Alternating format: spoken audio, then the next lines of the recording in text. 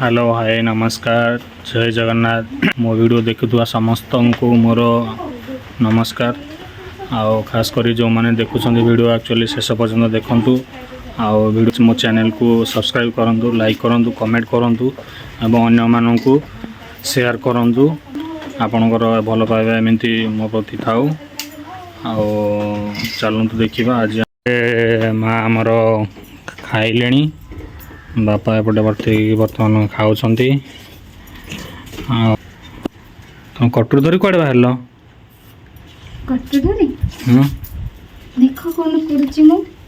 चलतु देखा से कटुर धरी बर्तमान कौन करेंगे कहू तो नहांती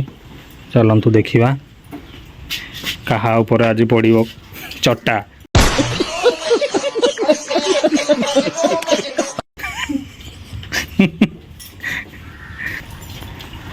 अच्छा तुम कदली पतर उपर आज चटाटा पकईब अच्छा देखो आज कदली पतर बर्तमान आज चटा पड़ो ए अच्छा आज कौन कदली पतर खिया हो ना कौन हाँ अच्छा आज आम माने आज गोटे स्पेशल जिनस कि गोटे होती ना अच्छा आज किसी गोटे स्पेशल जिनस जोटा कि आमर आज कदली पतर खिया हम से आज रूबी आमर कटुरी निजे आनी बर्तमान कदली पत्र काटी ने बर्तमान आम कदली पतर खिया हम आ चलतु देखा बर्तमान एपटे कदली पत्र धुआईगला खिया हम पटे माँ खाऊँ बाछुरी कौन आज जाइए खाऊ आसला हारी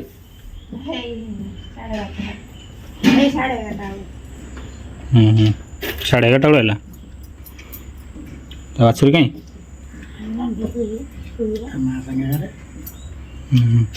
जाइए दंडा मुंडा जगह आई जगह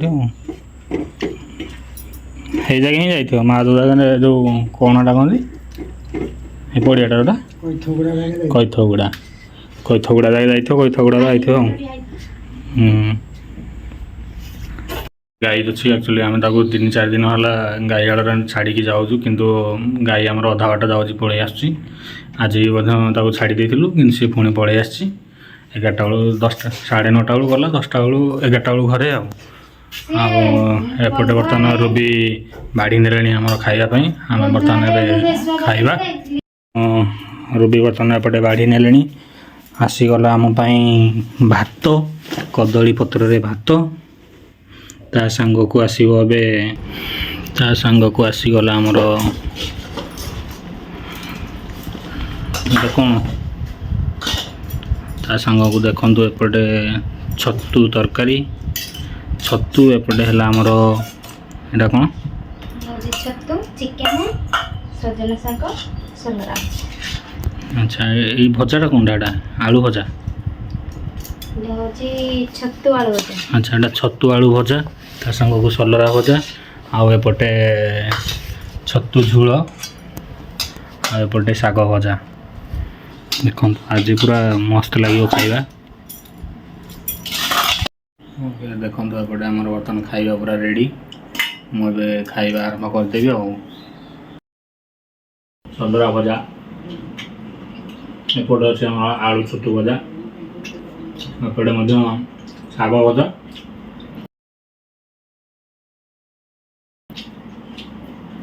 छतु भल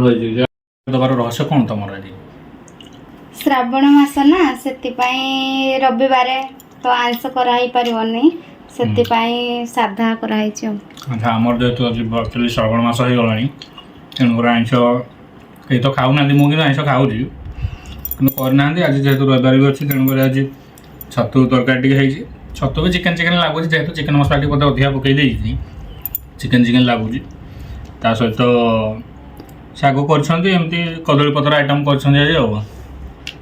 कदली पत्र तुमको कौन मन है कदली पत्र दबे धर्म मास कदली पत्र खाइले भल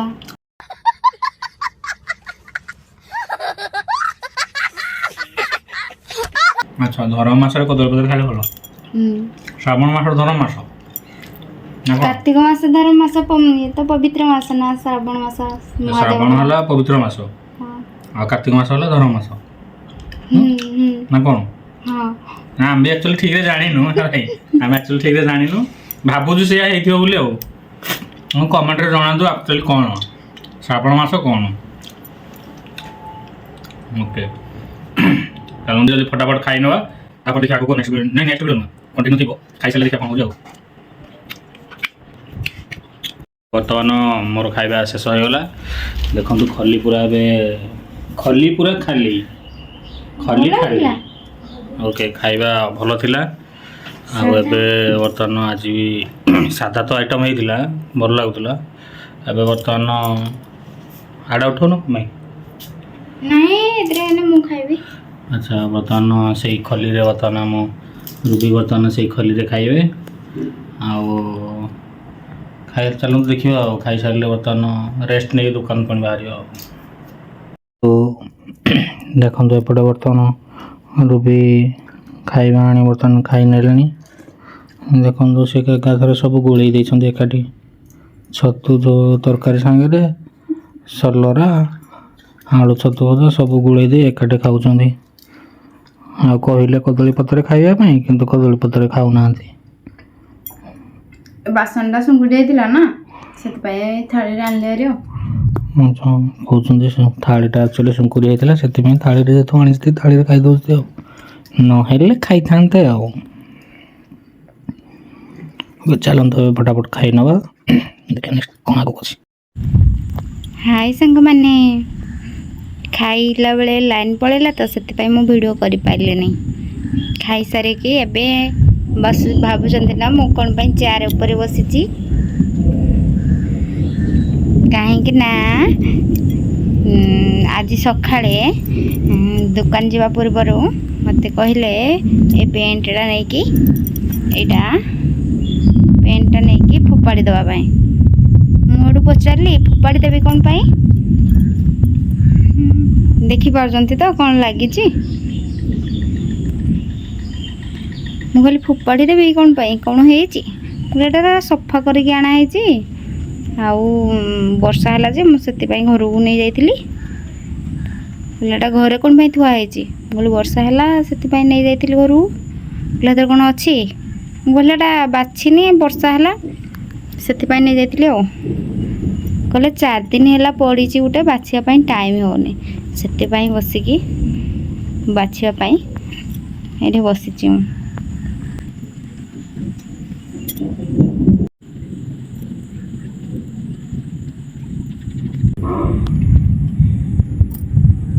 ଦେଖନ୍ତୁ ସାଙ୍ଗମାନେ ଆପଣମାନଙ୍କୁ ଏଇନେ କହିଥିଲେ ନା କ'ଣ ପାଇଁ ସେ ଯେଉଁ ପେଣ୍ଟଟା ପକାଇ ଦେବା ପାଇଁ କହିଥିଲେ ଆଉ ପେଣ୍ଟରେ କ'ଣ ପାଇଁ ଲାଗିଛି ଜାଣିଛନ୍ତି ଆପଣମାନେ ଭାବୁଛନ୍ତି ନା ସେ ତ ଦୋକାନ ଯାଉଛନ୍ତି ଆଉ ଏତେ ଶିଙ୍କୁଳି କେଉଁଠୁ ଲାଗିଲା ଏତେ ଶିଙ୍କୁଳି ଲାଗିଲା କି 4 ଦିନ ତଳେ ସେ ଗାଈ ଚରିବା ପାଇଁ ଛାଡ଼ି ନେଇଥିଲେ ଗାଈକି ବାଟି ନେଇଥିଲେ ସେ ବିଲ ଆଡ଼େ ଗାଈ ଯେଉଁ ଦୌଡ଼ିଲା ସେଥିପାଇଁ ଏସବୁ ଲାଗିଛି ସେଥିପାଇଁ ମୁଁ ବସିକି ବାଛୁଛି ଏବେ